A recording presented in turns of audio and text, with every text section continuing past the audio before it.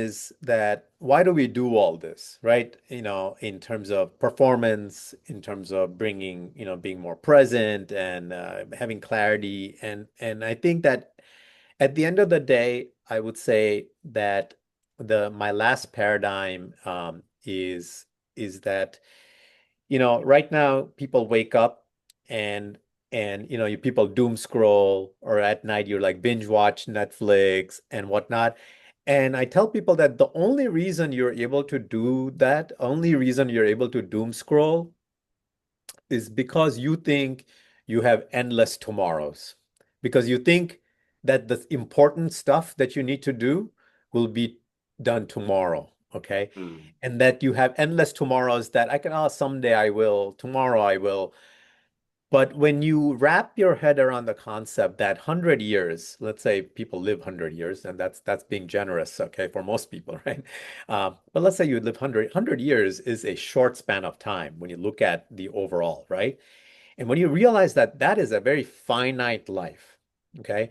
When you have this mindset that I have endless tomorrows, you're going to waste your time scrolling and doing all this goofy stuff, right?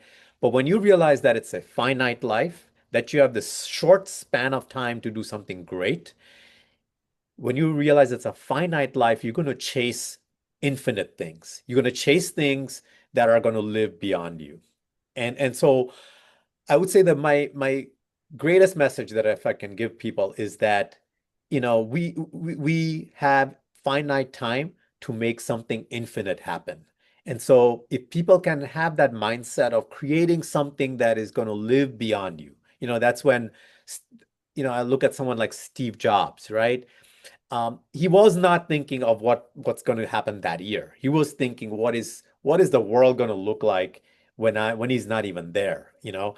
And I think when people can have that legacy mindset, is like, what is a movement I can start?